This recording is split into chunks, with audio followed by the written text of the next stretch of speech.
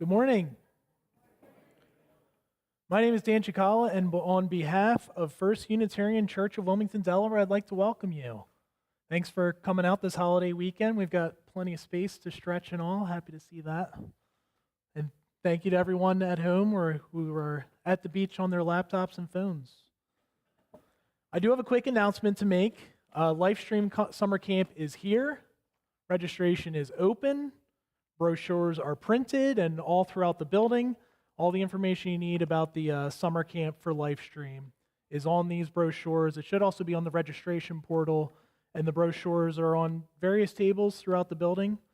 They are in the mail on the way to your personal residence, and they are online on First Use Church Center websites. The affirmation we speak every week says we are a beloved community. I would add to that we are a beloved and welcoming community. So if you can help me with today's reading, adapted from words by Joan Javier Duval, we can do a little call and response. Does that sound good? Cool, thank you. So I'm going to say some words, and you can respond each time with, "You are beloved, and you are welcome here." You are beloved, and you are welcome here. So can I hear you say that?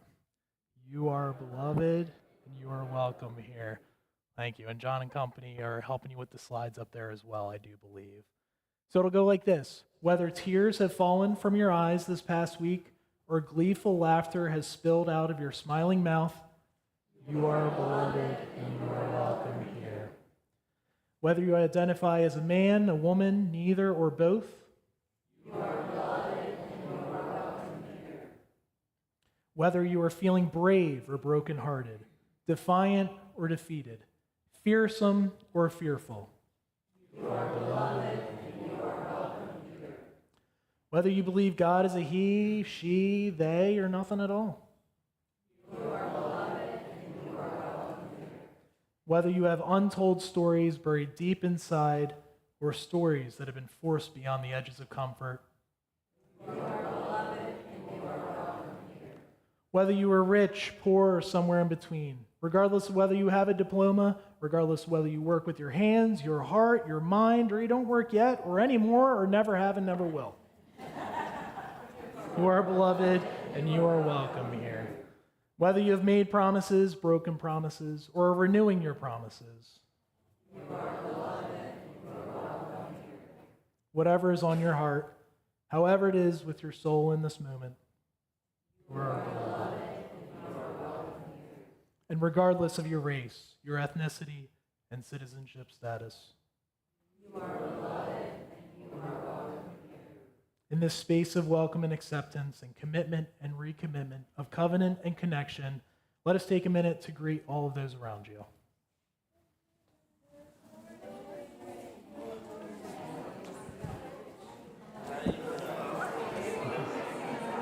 I'm going to shake too hard.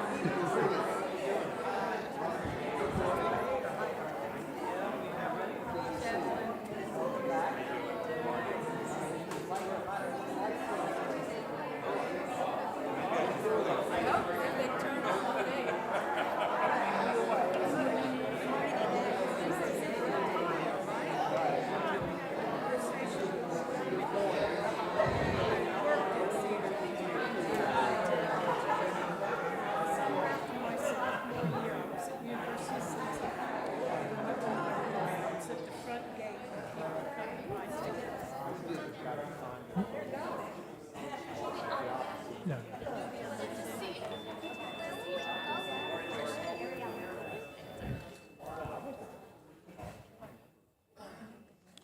And now let us prepare our hearts and minds for our gathering today.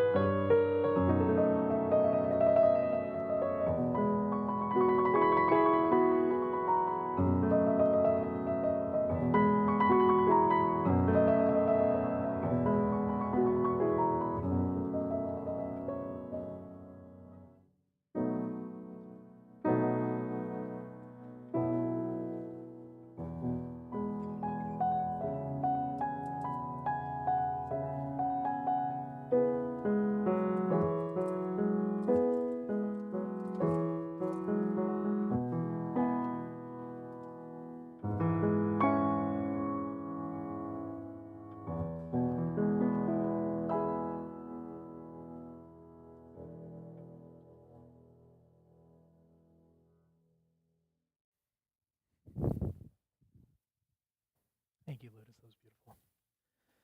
If you have a chalice at home, I invite you to join me by lighting it to these words by Richard Fox.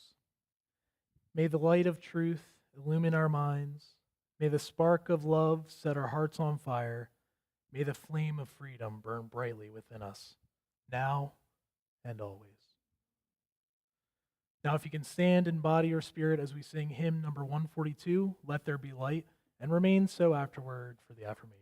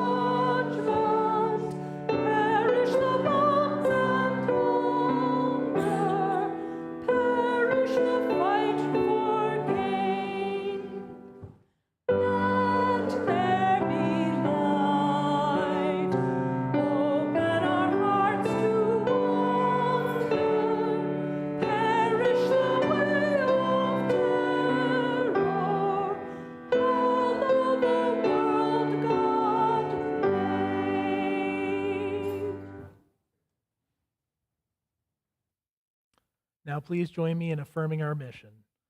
First Unitarian Church of Wilmington is a beloved community that nourishes minds and spirits, fights injustice, and transforms the world through loving action.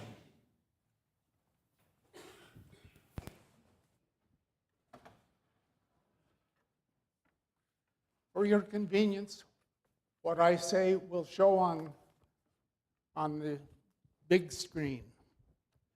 As a community of justice, equity, and compassion. Forgot my little clicker. May we offer our empathy and condolences to all those in loss and sorrow. For all those innocents caught in conflict from here. Anyone in loss or in sorrow? There's dear children in Texas, the floods in Texas,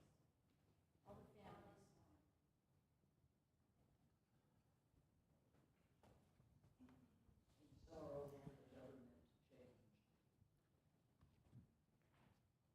Family changes, unexpected. People trying to get food, Gaza and everywhere. Our immigrants.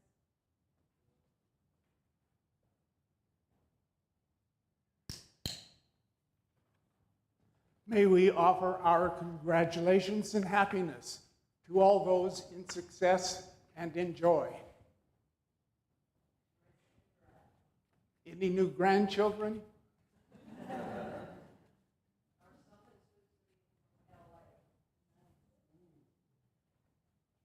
grandson came over for his first political protest yesterday.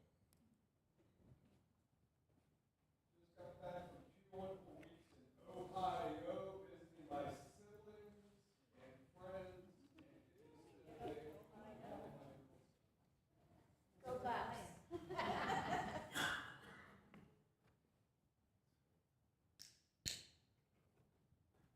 May we offer understanding and grace to ourselves in pride and in regret.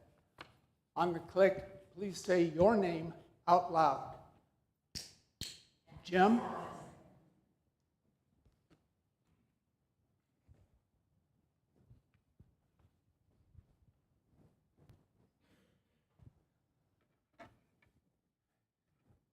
Now for a reading. It is often said the author of this writing needs no introduction at all. Well, 87 years ago, our fathers brought forth on this continent a new nation, conceived in liberty and dedicated to the proposition that all men are created equal. Now, we are engaged in a great civil war, testing whether that nation or any nation so conceived and so dedicated can long endure. We are met on a great battlefield of that war. We have come to dedicate a portion of that field as a final resting place for those who here gave their lives that that nation might live. It is altogether fitting and proper that we should do this. But in a larger sense, we cannot dedicate, we cannot consecrate, we cannot hallow this ground. The brave men, living and dead, who struggled here, have consecrated it far above our poor power to add or detract. The world will little note nor long remember what we say here, but it can never forget what they did here. It is for us, the living, rather, to be dedicated here to the unfinished work which they who fought here have thus far so nobly advanced. It is rather for us to be here dedicated to the great task remaining before us, that from those honored dead we take increased devotion to that cause for which they gave last full measure of devotion, that we here highly resolve that these dead shall not have died in vain, that this nation under God shall have a new birth of freedom, and that the government of the people, by the people, for the people, shall not perish from the earth. Our national anthem, please rise in body or spirit, hear it first, and then sing the first verse together.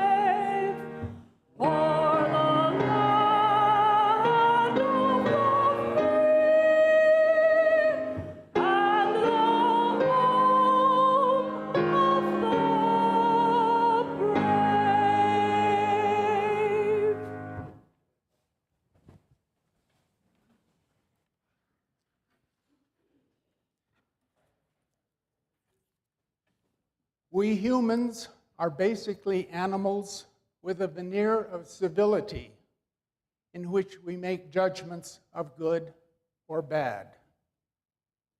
First, let us consider our animal part, sometimes called our instinctual part. That Unitarian, Charles Darwin, had observed that random changes contribute to the survival of the fittest. He published that in 1859. Specifically, random changes better adapt the animal to current conditions, or even maladapt, or sometimes make no immediate impact. Some people have claimed that survival of the fittest is directed to some higher goal, that is, directed evolution. But random changes, by definition, are not directed changes. We are not permitted to judge whether a particular change will be good or bad, but only by hindsight, whether the change adapted the animal to current conditions or not, or was inconsequential. Social clustering behaviors by family, clan, region leads to communities with identifiable common behaviors. The communities evolve as some behaviors are developed without depending on survival of the fittest.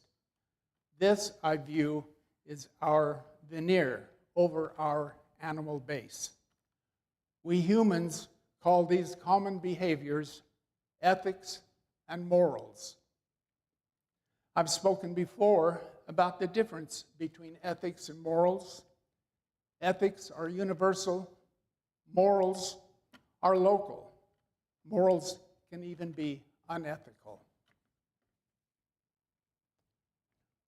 Whence comes our moral principles? Adam Smith's inquiry into the nature and causes of the wealth of nations, published in 1776. He had dismayed his colleagues by not using religion to explain moral behavior. He observed human transactions in the local market. Further, Smith dismissed mercantilism, an economic system focused on accumulating gold by maximizing exports, minimizing imports. This is generally considered detrimental in the long run, as it can lead to protectionist policies, trade conflicts, stifling innovation, stifling efficiency. Instead, he promoted capitalism with some restraints. Yes, capitalism can be abused. The global corporation did not exist in his time, only the joint stock companies, where, in the least, he did not trust the managers to be careful with other people's money. Smith observed that humans generally approve when someone offers kindness to another person. He also observed disapproval when someone mistreats another person. Approval and disapproval evolve into principles of moral behavior, which Adam Smith called moral sentiments. He was most famous in his own time for his first book, The Theory of Moral Sentiments. How is it that morals are enforced? The Scarlet Letter, published in 1850, was written by Nathaniel Hawthorne. The family name was Hathhorn. He was embarrassed by his ancestors' participation in the witch trials of 1692 and 3. So he added the W. The novel tells the story of Hester Prynne, who believes her husband, Roger Tillingworth, to be lost at sea. She conceives a daughter, Pearl, by the highly respected Reverend Arthur Dimmesdale, to whom she is not married. As societal punishment, she must wear the scarlet letter A on her breast for adultery. She struggles to create a new life, a life of repentance and dignity. Hawthorne criticizes maintenance of civility through concepts of guilt, sin, community judgment, rules, and hypocrisy. Could Hester have married Dimmesdale and not been guilty of adultery?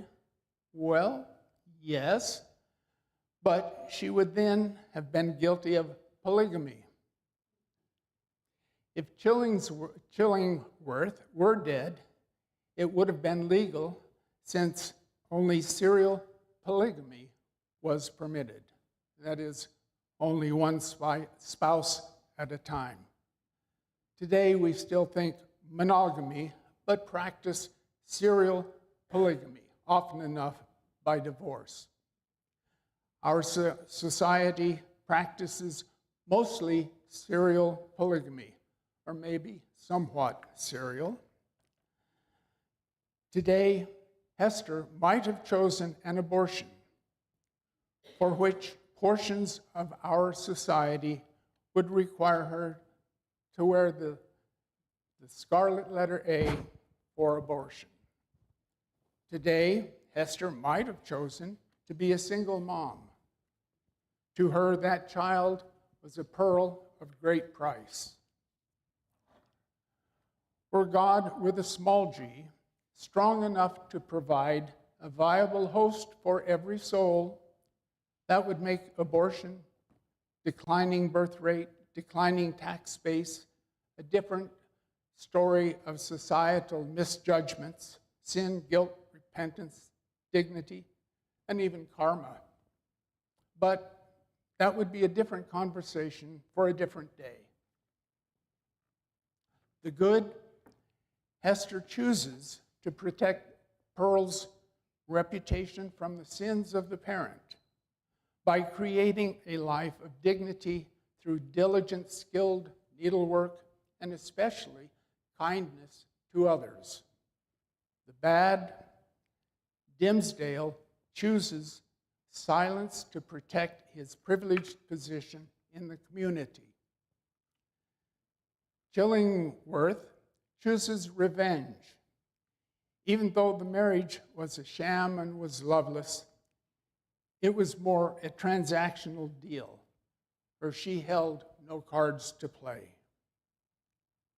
We should recall the admonition: in planning revenge, dig 2 graves. As an alternative to the scarlet letter, consider a less negative enforcement of morals by encouraging upright behavior. Hawthorne's next-door neighbor in Concord, Massachusetts, was Amos Alcott, who promoted education and transcendentalism.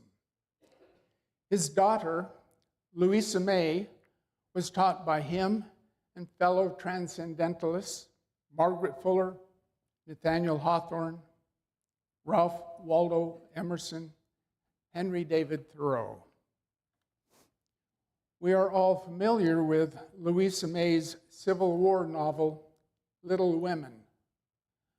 So I chose a less familiar novel, An Old-Fashioned Girl. It was published 1869, just after the Civil War. The book revolves around Polly Milton, the old-fashioned girl, unstylish dress, old-fashioned morals. She visits her friend Fanny Shaw's wealthy family in the city and is overwhelmed by the fashionable life they lead, but is disturbed to see how the family members fail to understand one another and demonstrate little affection. She is largely content to remain on the fringes of their social life, but over the years, she exerts a powerful influence on their moral lives, their emotional lives, and family relations. While for herself, she becomes a sought-after music teacher. The good, maintain your morals, develop your talents, be kind to others. This sounds good, but too much a cliche that answers nothing. As children, we pick up our morals mostly from our playmates with whom we spend the most time. But there are also influences from our parents, school, church, and today social media.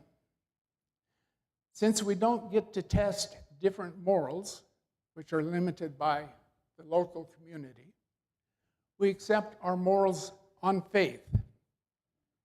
It's not on belief because belief requires facts that can be analyzed and challenged. Can morals change? Moral or ethical conflicts can force individual change, but may give rise to moral injury, especially by forcing one to do that which is otherwise revolting to one's own morals. The bad, we are social animals. Isolation, loneliness is usually an unhappy state. So shunning or excluding from community because of frivolous convictions, we always did it that way. This can cause harm to individuals. Imagine the loneliness of not experiencing the touch of another human being for a day, a week, a year or more. Think prisons. Think solitary confinement. Think lyrics of At 17. Ralph Waldo Emerson was a Unitarian minister, but in facing the death of his wife, he questioned his own faith. The Unitarian rationalism seemed to overthink everything and seemed sterile, so was insufficient for him.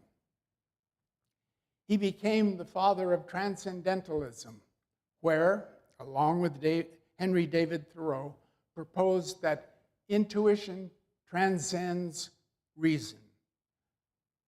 Building on Unitarian acceptance of free conscience, they developed a more spiritual experience in tune with nature,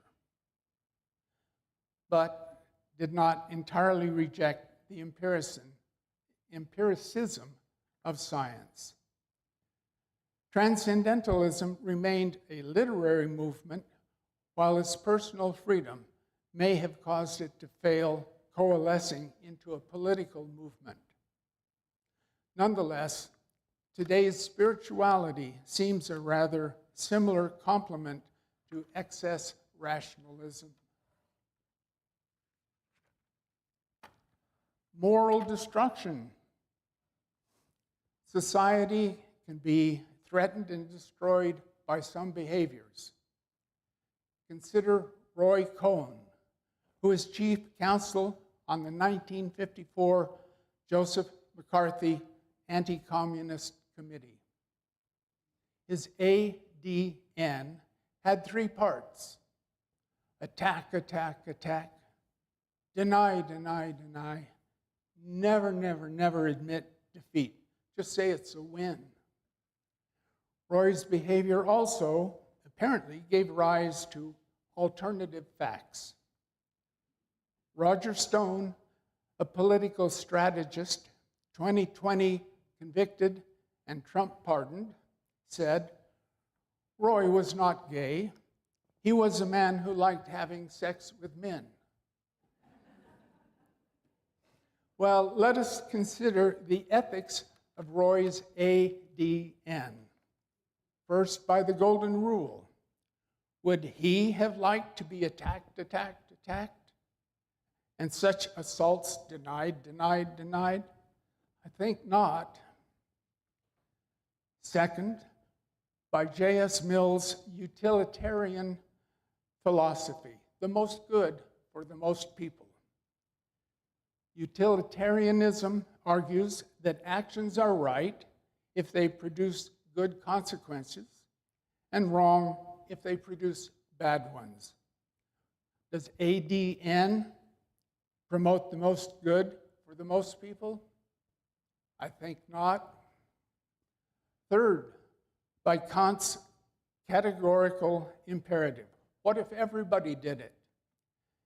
Kantian ethics argues that actions are morally right if they stem from goodwill. Does ADN offer goodwill? I think not. Even if Roy were accepted as gay, maybe by 50% of the people in the US, independently his ADN would still be unethical, though considered moral in some communities. Roy is a test for us. Even while subject to ADN, can we acknowledge his inherent worth and dignity? I have to confess, I'm not there yet. I have work to do. Moral challenges. Mother Nature does not care what we humans believe. Does Mother Nature prefer the orchid over the dandelion? Why is the orchid so beautiful? It has no concept of beautiful. It is the way it is for the orchid because some random changes attracted pollinators. Beside natural pollinators, we humans have learned how to influence the outcome from being wild to being domesticated. For millennium, we have bred plants and animals to achieve desirable traits. How is it that humans seem moved to save the cutest? Why do I enjoy my orchid but not my dandelions? Or the mourning dove and not the pigeon?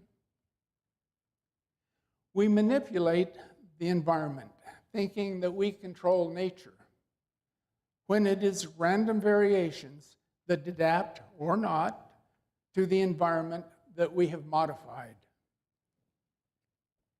That lack of understanding of science led to the famous tulip mania of 1637, the first economic bubble. The variegated tulip was due to a virus, not an inheritable trait. We humans ignorantly have long relied on random gene variations to achieve desired effects, although defects as well. Although Mendel clarified the inheritance process by identifying dominant and recessive genes. Though some people still believe that the human race can be improved by eugenics. There are too many long-term historical examples of such folly. Are the offspring to pay for the sins of their parents? Need I say, life is complicated, but we still try to make sense of random events. Often, anecdotal evidence is generalized and asserted as true before broad-based evidence is accumulated. In the 1930s, Lenin promoted Lysenko's rejection of gene inheritance and claimed, like Lamarck, that imposed agricultural traits could be passed to offspring. 5 million died of starvation, mostly in the Soviet Ukraine. Further acceptance, another 15 million perished in Mao's famine of 1959 to 64. As late as 2000, Mbeki's rejection of HIV as the cause of AIDS caused another 30,000 to die prematurely of quackery, pseudoscience, frauds, and potions. There may be grandparents who were not vaccinated and suffered no ill afflictions, and parents that were not vaccinated and suffered no ill afflictions. Therefore, it is claimed, as Lysenko would have, the offspring need not be vaccinated and will suffer no ill afflictions. Evidence yet to come will show whether such disease-resistant traits are passed on to offspring or whether scientific claims of isolation and herd immunity are the more likely explanations. Please note, vaccines, including mRNA, do not alter our genes. Ignorance and preemptive judgment can lead to mistakes. It is reasonable to wait until all or nearly all results are in. For example, you might ask the family, "What would you like for dinner?" "Donnie wants a taco." Had you waited, the rest of the family wanted a buffet of international cuisines. Although in some families there is one who outvotes all the others. What does this teach us? A warning. Rush to judgment can lead to inappropriate conclusions, whether it's what's for dinner or whatever. I particularly appreciate the people here who have the ability to withhold snap judgments. I've observed people here accept and live with what I call the anxiety of uncertainty. That is, not demanding an instant answer for every question. I've learned that Freud also offered such an idea, where some people demand an instant answer, which he attributed to the fear of the unknown. You know, I hate it when somebody steals my idea before I can think of it. I suppose this is another thing we learn. You don't know what you don't know. So what's next? Recently, science has been able to directly introduce or eliminate old gene traits by using CRISPR gene editing. It was conceived in 2012 by Jennifer Doudna, professor at UC Berkeley, and Emmanuel Carpentier, director at the Max Planck Institute. The Nobel Prize followed in 2020. CRISPR could introduce traits, good or bad, into humans. While the intent may be desirable, treat Down syndrome, cure diabetes, cure sickle cell, and more, but remains caution, there could be unintended traits. CRISPR changes our animal part that carries on to our progeny. So it is judged by the Darwinian rules, by hindsight, by which time any damage will already have been done. Plenty and scarcity are always present. We humans are faced with one or the other at different times. But to claim plenty is good and scarcity is bad is a kind of toxic positivity. It is important that we allow ourselves to experience different emotions, pleasurable to painful. How else are we to know contentment but by remorse, joy but by sorrow, good but by bad? We are bombarded by the 24/7 news negativity. For example, the local weather report is biased to the negative. Consider predicting rain and it is sunny. We're lucky and we're happy and pleased. But predicting sunny and it is rain, we are unlucky and displeased with the forecaster. Not good for ratings. Local and world news apparently features the four horsemen of the apocalypse: conquest, war, famine, death. These get more clicks, more eyeballs.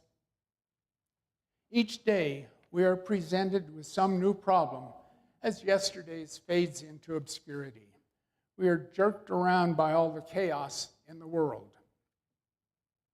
Media wishes to be seen as balanced, so how much fringe theory and pseudoscience should be included along with scientifically proven theories?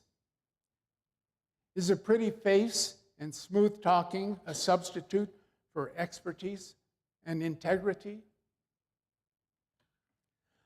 Obviously, no one of us can fix all the problems of the world. We each have our own obligations. Perhaps we could get our face out of our smartphone and allow some anxiety of uncertainty and very much hope to contribute, whether petite or grand, as opportunities appear. In closing, do not disparage the accumulation of contributions by people of goodwill.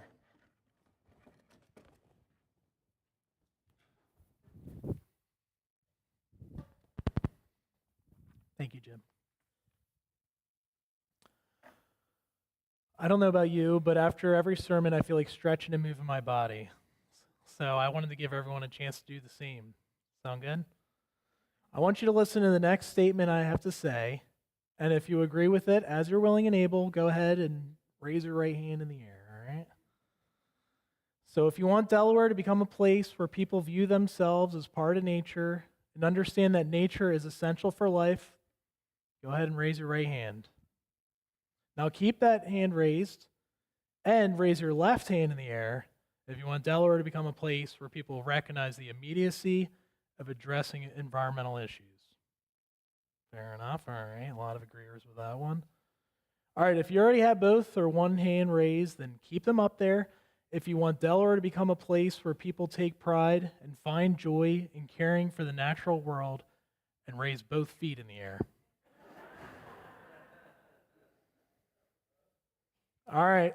Well, I'm seeing a lot of hands and feet in the air, and I'm just ripping off the website for the organization that we're sharing our plate with this week, the Delaware Natural Society. So go ahead, put your hands down, reach them into your pockets, get your wallets ready.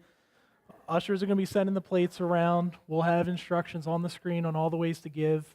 That's for you at home as well. And wait, hold on. And I also want you to join me in dedicating our offering to the work of this congregation, which is weaving a tapestry of love and tradition. We dedicate our lives, and these are our offerings.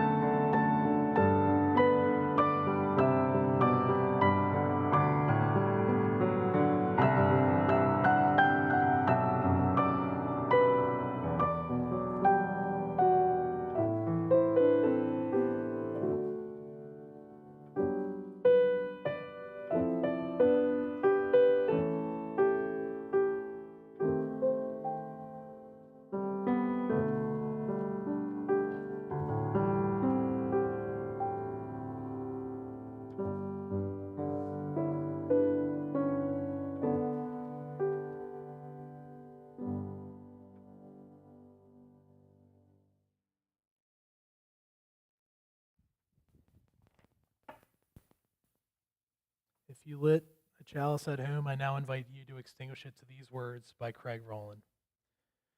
As we extinguish this chalice flame, may the warmth of its light remain within us, guiding our steps and our hearts. Let us carry forward the strength of this community, the courage to speak the truth, and the hope that transformation is possible. In each breath we take, may we remember that the work of love, justice, and healing is ours to continue, both here and beyond these walls. Go in peace with the light of this gathering to illuminate your way.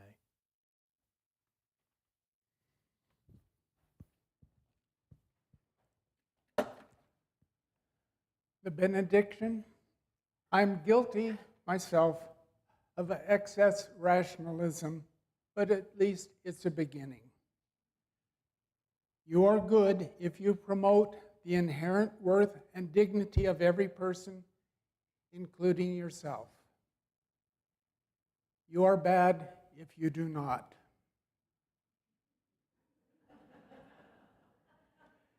If I may, I appreciate all the help that goes into this Sunday service and every Sunday service to all those who have participated. Our closing hymn, let us move from our national anthem, a song of war, to a song of peace.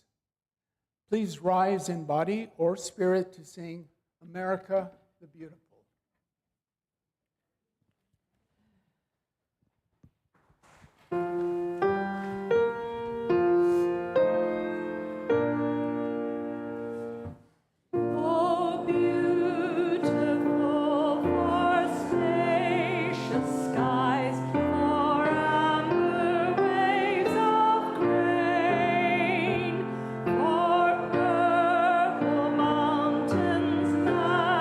Majesty